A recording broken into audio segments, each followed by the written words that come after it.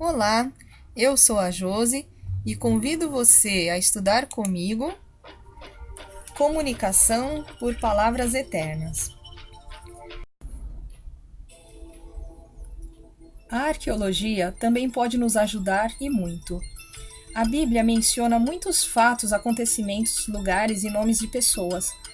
Será que todas essas informações podem ser confirmadas pela arqueologia? Muita gente se interessa por esse assunto. Há muitos cristãos e não cristãos neste meio. A palavra arqueologia vem do grego arché, antigo, e logos, discurso, ciência. É uma ciência social que estuda sociedades já existentes através de seus restos materiais. Nós vamos começar pelos hititas. Os hititas foram um povo mencionado na Bíblia em Gênesis 10:15, que, segundo as escrituras, teve sua origem em Et. São chamados filhos de Et e são mencionados várias vezes como vivendo em Canaã, ou próximo a ela, desde os tempos de Abraão, estimado entre 2000 a.C. e 1500 a.C., até o tempo de Esdras, após o cativeiro babilônico, cerca de 450 a.C. Et foi descrito como sendo filho de Canaã, filho de Cã, filho de Noé. Simplificando, ele foi o bisneto de Noé. A Enciclopédia Britânica, na edição de 1881, trouxe a informação de que os hititas não existiram.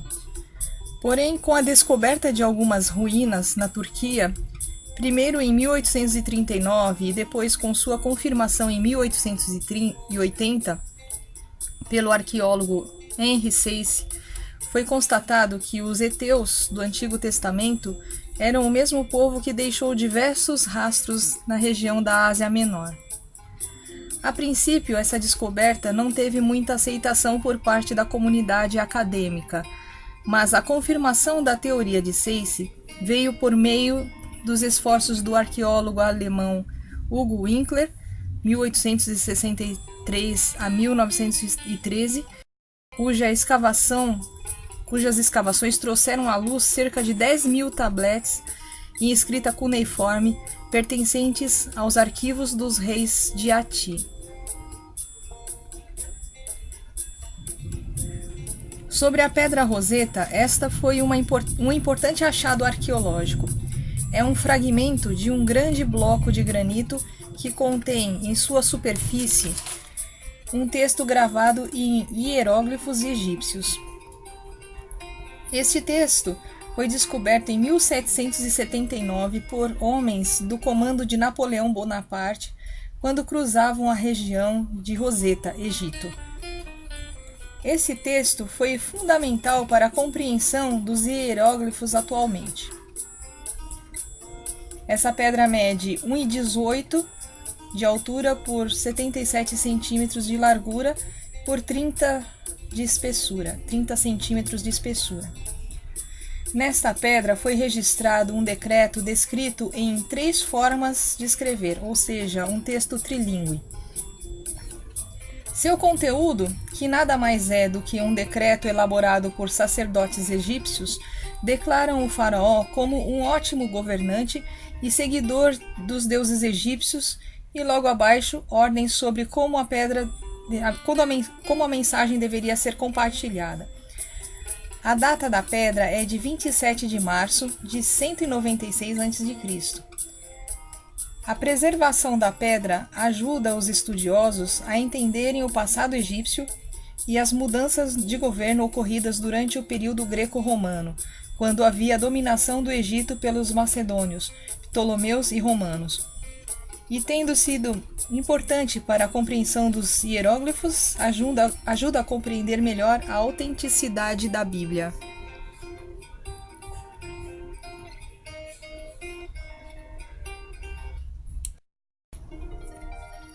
A pedra moabita é constituída de basalto, contendo uma inscrição sobre Mesa, rei de Moabe. Este registra a conquista de Moabe por Omri, rei de Israel setentrional. Após a morte de Acabe, filho de Omri, Mesa revolta-se depois de prestar vassalagem por 40 anos. Esta inscrição completa confirma o relato bíblico em 2 Reis, capítulo 3, versos de 4 a 27. A estela teria sido feita aproximadamente por volta de 830 a.C. A pedra moabita também confirma o nome de locais e de cidades moabitas mencionadas no texto bíblico. Atarote e Nebo, em Números 32, versos 34 e 38. Aroer, o Vale de Arnon, Planalto de Medeba, Dibon, em Josué 13, 9. Bamote Baal, Bet Baal Meon, Joás e Kiriatim, em Josué 13, versos 17 a 19. Bezer, em Josué 20, verso 8. Oronaim, em Isaías, capítulo 15, verso 5. E Bet-Diblataim e Quiriote, em Jeremias 48, versos 22 e 24.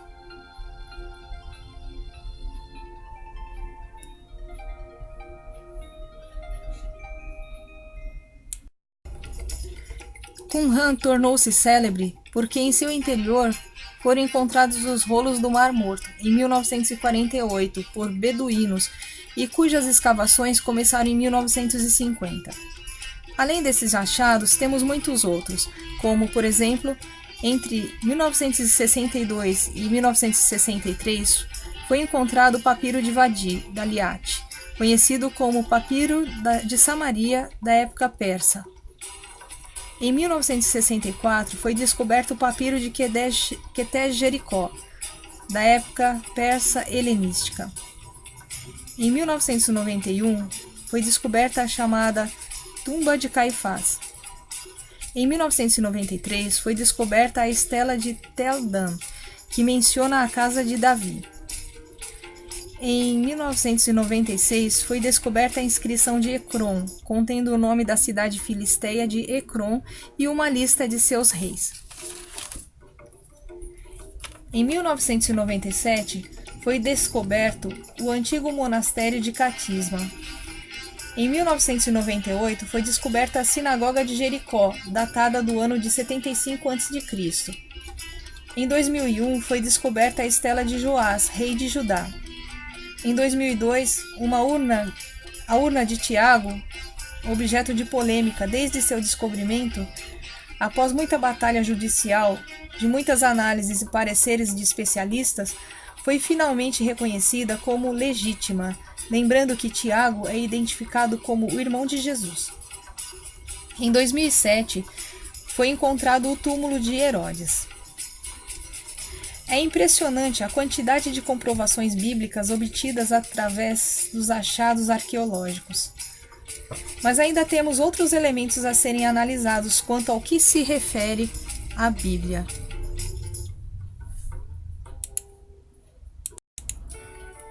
A unidade da mensagem.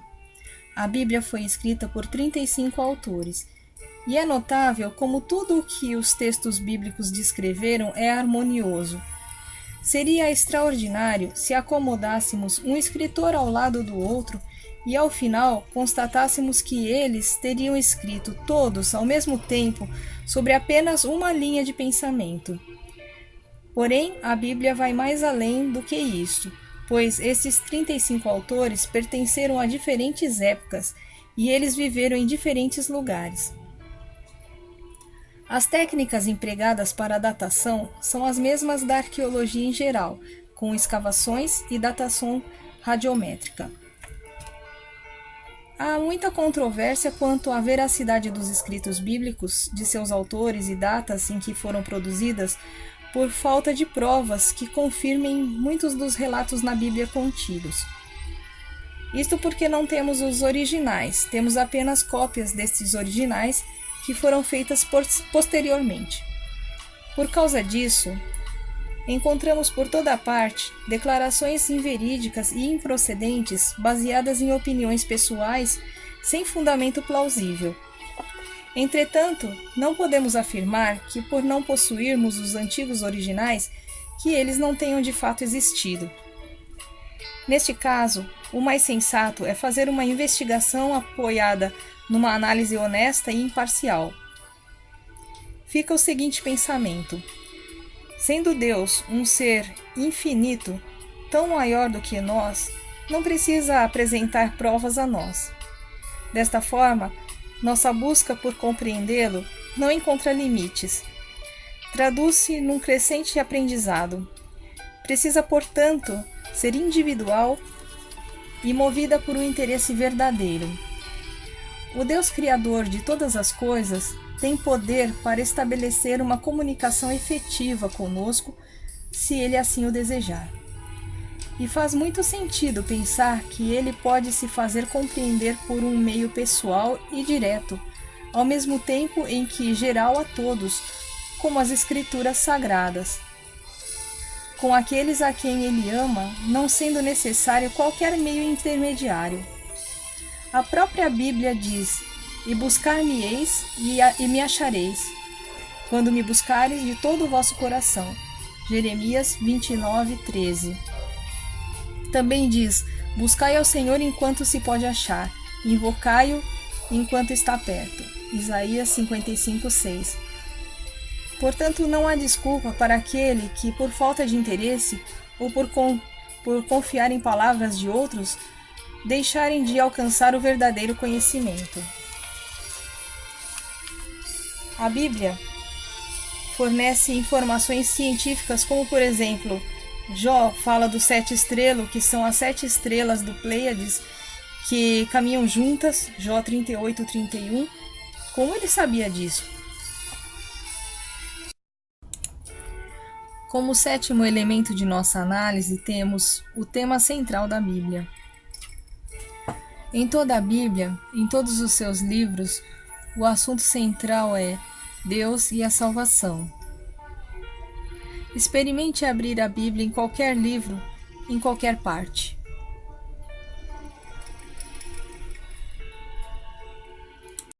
O último elemento é: a Bíblia tem o poder de transformar vidas. Sendo conhecedor desta palavra, Martinho Lutero lutou contra os erros, indulgências, superstições e intolerâncias que eram pregadas pela Igreja da época. Nascia assim o vitorioso movimento da Reforma. Tem o poder de transformar o caráter de uma pessoa e mudar a forma de pensar, de ser e de agir. Já restaurou a dignidade de muitas vidas antes consideradas perdidas. Que outro livro possui tais características? Não dá para negar que a Bíblia é um livro diferente dos demais. E é exatamente por isso que vale a pena ser lida e analisada pelo menos uma vez. Faça isso e você estará ganhando muito mais do que possa imaginar.